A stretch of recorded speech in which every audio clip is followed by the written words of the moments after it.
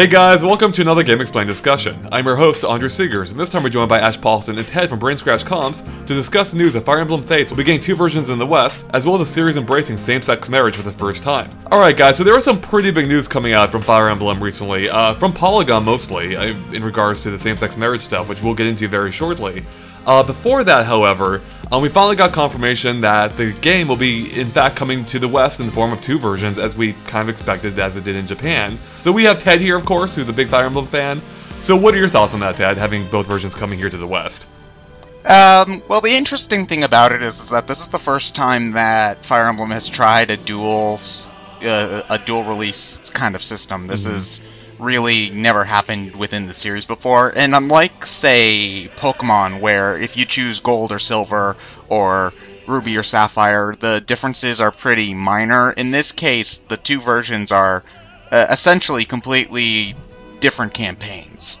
So there's a lot of differences between buying one version and buying the other, which is kind of where my issue is, because this game is all about a choice that you make very early on, and it feels kind of weird to make that choice before you're informed just by picking up whichever version on the shelf you think has the cooler box art, you know? Well, that's how I play Pokemon, though, right?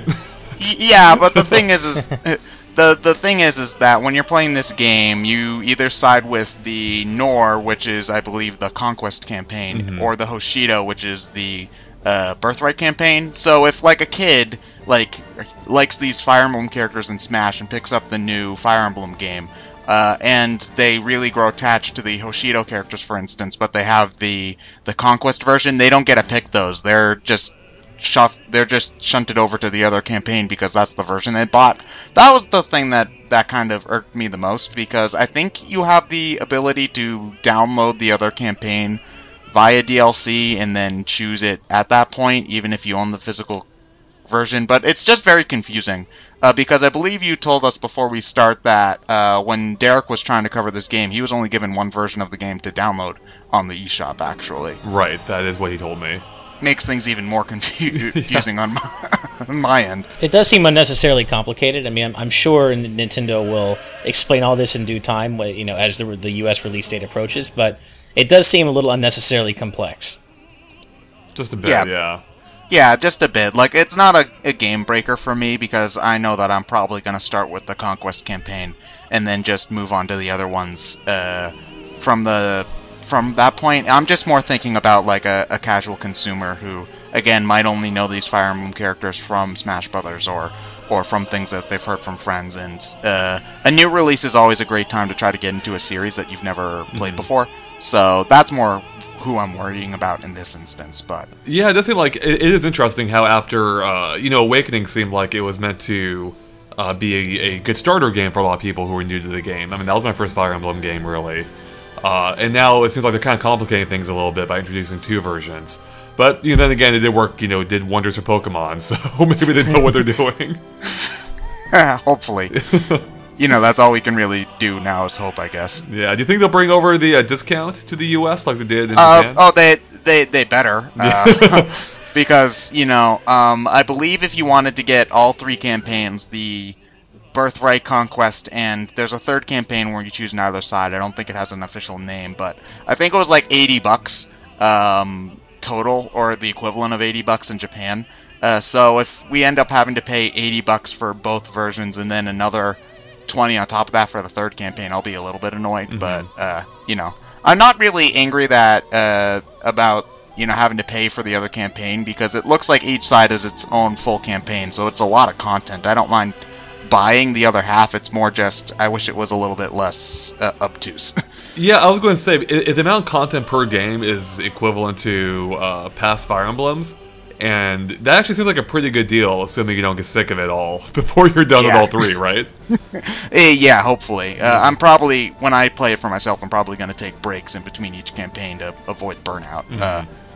But yeah, it does seem like a good deal. It's just, again, a little bit confusing. Right, just good old Nintendo. Alright, let's move on to the bigger topic here. Like, this is pretty big news. Like, I was surprised when I read the story on Polygon, where they got a hold of Nintendo and they confirmed that there in fact will be same-sex marriage in the game. It's a little bit interesting how they're dealing with it, though, in that depending on which version of the game you play, you have to choose a particular sex of the avatar, being male in one version or female in the other. And then there will be a character that person can marry of the same sex later in the game. But that means if you choose the opposite sex in a particular version, there won't be any opportunity for same-sex marriage at all. So that is pretty big news, and it's surprising. It stands in stark contrast, especially to where we were, I think about a year ago now, with Tomodachi Life, where there was a pretty big outcry about how that game didn't support same-sex relationships at all. When it was a game that was, kind of mimicking real life in a way. So, yeah, what do you guys think about this? I think it's fantastic. I mean, I'm really happy to see Nintendo kind of being on the right side of history here and really embracing this really in a louder and more official way than I really expected them to ever. I never really thought they were against it, but I just never really expected them to come out and say, hey, this new Fire Emblem game supports same-sex marriage, and it's fantastic. I do think the Tomodachi Life thing was a bit... I think it was a little unfair in terms of how much Nintendo has raked through the coals for that, because even though, yeah, sure, Tomodachi Life should have supported same-sex marriage, the original Japanese version didn't. So I don't think it's really bad on Nintendo that they didn't go in and rewrite the game's code for the overseas release and have only the domestic version, or our domestic version, support same-sex marriage. I think that was a little unrealistic of people to expect. So Tomodachi Life, at least for me, gets a pass. But for Fire Emblem Fates to now support same-sex marriage, I think it's fantastic. I think it's a small step, because I think it's a little weird that even that in Conquest you can only have a male same-sex relationship, and in Birthright you can only have a female same-sex relationship. Mm-hmm. I mean, I think it could be a little freer in that sense. I mean, I don't know why it's so rigid, but hey, you know what? A small step is better than no step. I'm basically on the same boat as you, Ash. It's about time, I think, because there are very few games which allow for any sort of same-sex relationship, as far as I'm aware. Like, the only one other than this that comes off in the top of my head are BioWare stuff, like Dragon Age and Mass Effect. But yeah, it's nice to have it at all. The only thing, again, is that it's kind of weird to have only one character on one side be available for if you're a male and you want to have a male-male relationship, or if you're a female and you want to have a female-female relationship. I kind of understand why there aren't an awful lot of options, just because it would be a little bit unrealistic if, like, every character was bisexual. So, I get that, but I think it would have been okay. I think it would have been better, I should say, if they had one option on each side for both genders. Yeah. I don't think that would have been too hard. I think, like, one male, one female option for each side would have been a little bit better, but something's better than nothing is basically the way that I'm looking at it. The possibility exists, which is a huge step forward for Nintendo, or even gaming in general, in a sense. I was really surprised when I saw this. I'm like, dang, I did not expect this from Nintendo, especially to be so forthright about the entire thing. Seemingly, in talking to Polygon. And it is interesting too how, because last year with Tomodachi Life, they had said they never intended to make any form of social commentary regarding gay and lesbian relationships in Tomodachi Life. And that still seems to be the case here too. I don't think they're making any kind of social commentary. But, I can't help but wonder if this is partly a reaction to what happened last year. I just think it's an awesome step forward, like, especially with, like, the more normalized this becomes, like, kids are playing these games, the less of an issue it will become. And I think this is, like, a great place to start, really, or a great place to introduce things like this. Yeah, I mean, it does make what you just said, Andre, about if this is a kind of a reactionary thing to what happened last year at Tomodachi Life, is interesting, because as far as I understand it, I don't think that this was as big a deal over in Japan, where gay rights. I don't believe Japanese society is necessarily against gay rights, but they're not really pushing for equality like we are here in the U.S. either. So I don't know if this was a big PR thing for Nintendo Japan regarding the Tomodachi Life stuff. So I can't say I think that Nintendo Japan would have, included same-sex marriage in Fire Emblem Fates specifically because of what happened with Nintendo America in Tomodachi Life. So I'm not sure if it's reactionary. I'm sure it works out for Nintendo America very well, because they get to kind of save face now with this. But it does kind of make me wonder how this came about, because I can't imagine there's a huge push for it in Japan specifically, but there certainly was here. So I don't know. I don't know if this is an example of overseas demands kind of influencing the Japanese game development side, or if it's something else. But it's very interesting. I'd love to know where this came from exactly. Well, I think that, part of it is that the world has gotten a lot more global, even over the past 5-10 years. And, I wouldn't go as far to say as the Tomodachi Life thing was a direct cause of this being implemented in Fire Emblem Fates. But I think that, it was a sign of things. And, there was some talking when Awakening came out that it's a shame that there's no same-sex relationships at that point.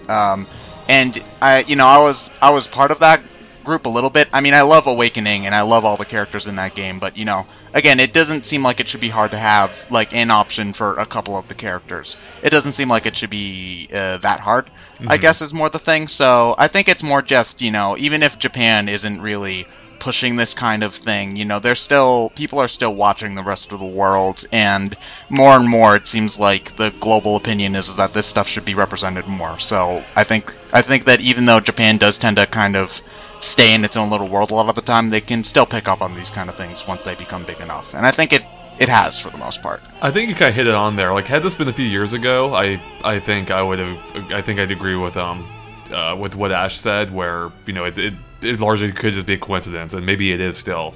But I do think now, especially with Nintendo, with how they're operating these days, well, especially with Iwata now being CEO of NOA, I think he's being more receptive now to the marketing conditions than ever before. Especially with, it seems like Nintendo is almost in a period of time, like, of unprecedented change, where they are doing a ton of things differently than they've ever done before.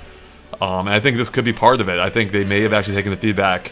I think they heard the feedback last year, and I don't think they want to go through that again. I don't know if they really want to, deal with that kind of PR backlash. Like, Nintendo is a family-friendly company. You don't see them, or you don't really imagine them being the source of controversy that often, right? And I think, they probably try to avoid that whenever possible. And ironically, I think that is by embracing this in Fire Emblem Awakening or Fire Emblem Fates, which is will probably be controversial to some degree, unfortunately. I think actually they are on the right side of history with this, so I think it makes sense. I pretty much agree. And another thing that I do like about this is that they're not necessarily making a big deal about it, which they probably could. They could probably flash about, look at how progressive we are with including our same-sex marriage, and they wouldn't necessarily be wrong for doing that, but I think they're kind of right in including it just as this is a thing that exists, because that's kind of how it should, I think personally, how it should be taken in real life, as it's a thing that exists, and you should just be okay with it. And as far as I can tell, it looks like the gameplay wise, the relationships in Fire Emblem Fates work exactly the same no matter what genders the characters are when they marry. I'm pretty sure they get the same types of stat bonuses and everything like that. The only potential difference is that you can, from what I've heard, if you do the male-male marriage, you get children, and if you do the female-female relationship, you don't, but there could be story reasons for that. Again, it's hard for us to tell right now when the game's entirely in Japanese. But maybe we can ask Derek in a few hours when he's farther in the game.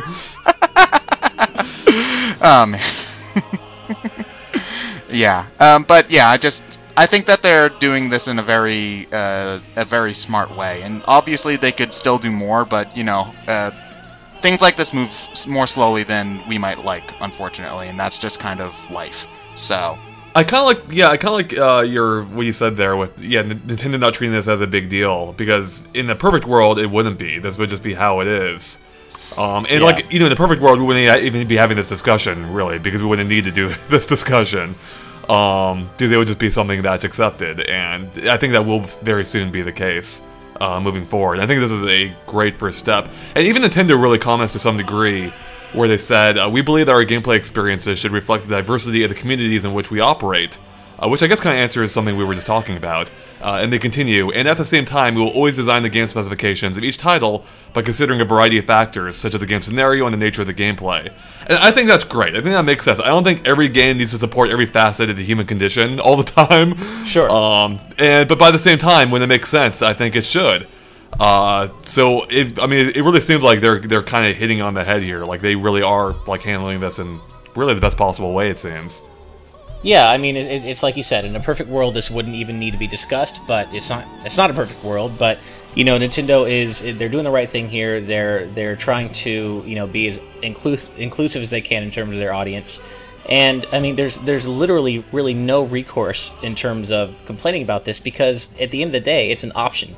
And it's not like it's being forced down your throat, which is an argument that a lot of people who wouldn't be into something like this use, and it's not being forced down your throat. It's an option, and it's just one more way for Nintendo to let everyone who plays their games feel included. And like you said, Andre, it doesn't need to be in every game. I mean, you know, marriage isn't an aspect of every game, and in that sense, doesn't need to be part of every game. But, you know, for those games where there are life simulation elements in terms of getting married, having kids, whatever, it makes sense. Makes absolute sense to, you know, cater to every possible facet of your audience, and you know, in that sense, Nintendo's absolutely doing the right thing here, and I'm very, very happy about it.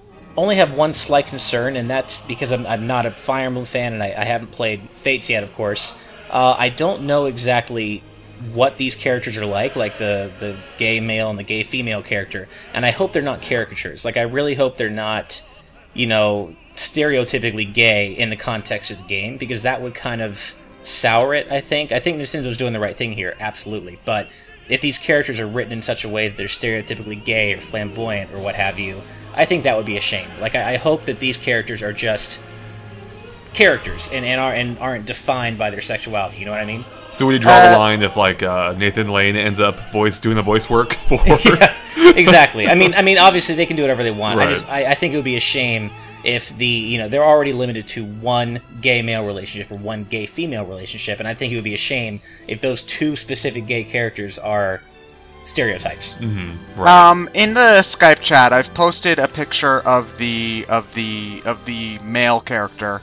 The male character that's the same-sex option. His name is Zero, I believe, and I can't find a picture of her right now, but the other character's name is, I think, like Shara, who looks almost identical to the character Tharja from Fire Emblem Awakening. And part of a running gag with Tharja is that she's really, really creepy, and she has an unnatural obsession with the avatar, no matter what gender that is. So, again, we don't know an awful lot about the characters at this point, but at least from what I can tell from Zero's design, he doesn't look, you know, stereotypically, you know, like flamboyant or whatnot. And since I'm pretty sure Sharla, I don't know how that's being pronounced at the moment, is a dark mage, she's probably going to have some creepy aspects to her, because that's just a general theme for these kind of characters.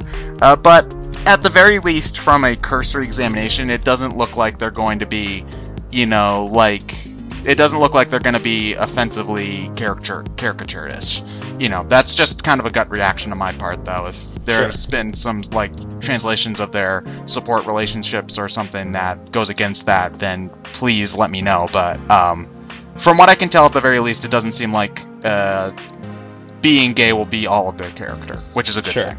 Yeah, definitely. Yeah, I mean, Fire Emblem has always had a fair amount of depth to its characters, right? So...